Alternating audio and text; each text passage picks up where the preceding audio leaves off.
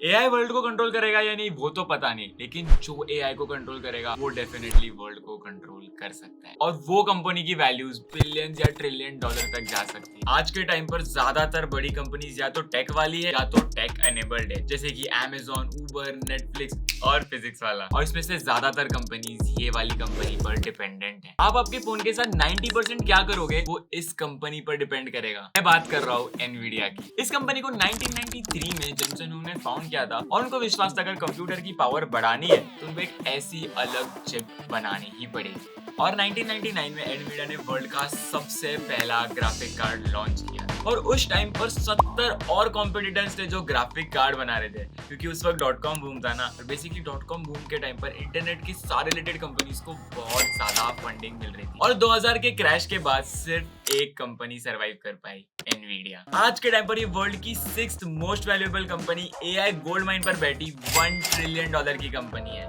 और इससे आप क्या क्या सीख सकते हो जानेंगे इस वीडियो में विद एक्शनेबल स्टेप्स। 3 डोमेन्स जो एनवीडिया को वर्ल्ड की one of the most powerful company बनाती है। सबसे पहला graphic card. Modern GPUs are technology marvels. World का सबसे पहला ग्राफिक कार्ड GeForce 256 और वर्ल्ड का करंट सबसे पावरफुल ग्राफिक कार्ड RTX 4090 दोनों ही एनवीडिया का है। बेसिकली आप जब भी कंप्यूटर में इनपुट डालते हो वो CPU को देता है और CPU प्रोसेस करके वो GPU को पास करता है और उसके थ्रू आपको विजुअल्स दिखते हैं। जितना ज्यादा GPU का पावर रहेगा उतनी ज्यादा डिटेल आपको देखने को मिल जाएगी। इसीलिए गेमिंग में अच्छा ग्राफिक कार्ड होने की वजह से आपको भाई डिटेल्स मस्त दिखती है। जैसे मान लेते अगर आप मारियो खेल रहे हो तो आपको पता है भाई यहाँ पर जंप मारना है, यहाँ पर कूदना है और आपको पूरा आगे के विजुअल्स पता है क्या क्या आने वाले। लेकिन अगर आप GTA खेलते हो, अगर आप लेफ्ट करोगे तो पूरा एक अलग सीन रेंडर होता है, आप राइट चलोगे तो अलग सीन रेंडर होता है। उसके लिए बहुत ज्यादा पावर लगती है और वहां पर काम आ जाते हैं ये सोफिस्टिकेटेड ग्राफिक कार्ड। और चाइना ताइवान के कॉन्फ्लिक्ट की वजह से यूएस भी इन हाउस मैन्युफैक्चरिंग चिपसेट्स का बहुत ज्यादा प्रमोट कर रहा है और ताइवान वर्ल्ड के सारे चिपसेट में से 80% मैन्युफैक्चर करता है और एनवीडिया खुद भी ताइवान के TSMC से मैन्युफैक्चरिंग करवाता है। तो अगर यूएस एनवीडिया को चिपसेट मैन्युफैक्चर करने में इंसेंटिवाइज करता है तो एनवीडिया का फायदा ही फायदा होता है।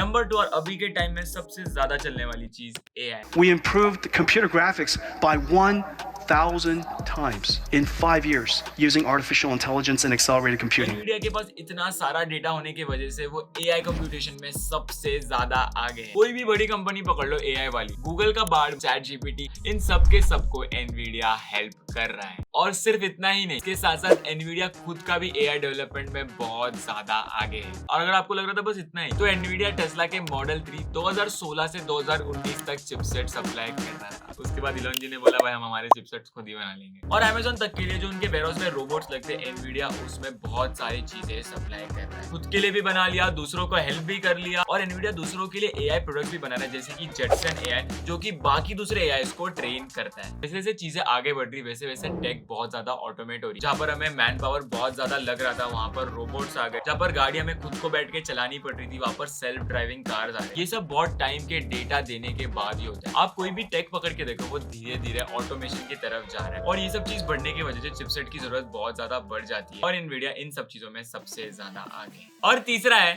Cloud service. Nvidia cloud gaming में one of the top ranks पर है। तो अगर आपको आसान शब्दों में बताओ, जो गेम्स और डेटा है एनवीडिया उसको अपने अलग अलग सर्वर पर स्टोर करके रखती है। यहाँ पर डेटा स्टोर होगा वहाँ का ही पावर खाएगा। तो आपको भाई बड़े बड़े पीसी को लेके घूमने की जरूरत नहीं है, वो एक जगह पर ऑलरेडी स्टोर्ड है और वहां से आपके सीधे मोबाइल पर या आपके पीसी पर स्ट्रीम हो जाएंगे। मुझे भी पर्सनली इसका फ्यूचर बहुत ज्यादा ब्राइट लगता है। यहाँ पर आप कोई भी चीज बनाते हो आपके नॉर्मल लोकल वाईफाई से कनेक्टेड है, वहाँ के सर्वर ज्यादा सिक्योर रहते हैं तो आपको ज्यादा टेंशन लेने की जरूरत नहीं। बड़ी बड़ी टेक जायंट्स की डिपेंडेंसी और एनवीडिया का इनोवेशन इसको सबसे ज्यादा वैल्यूएबल बनाती है और AI और न्यू टेक के रेस में एनवीडिया सबसे ज्यादा आगे है। लेकिन इससे आप क्या सीख सकते हो विद एक्शनेबल स्टेप्स।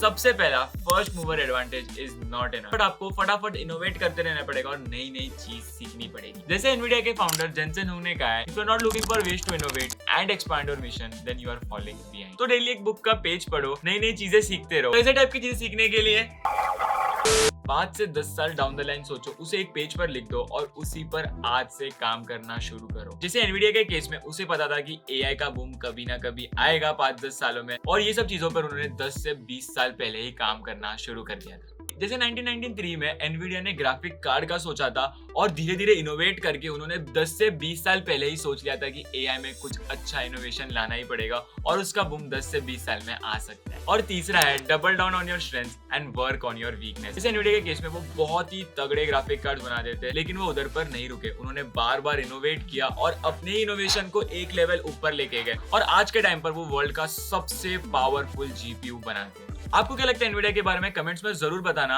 अगर वैल्यू मिली तो लाइक करना, शेयर करना एंड मिलते हैं नेक्स्ट वीडियो में। गर्मी में हुडी पहन के फट गई। ओ भाई।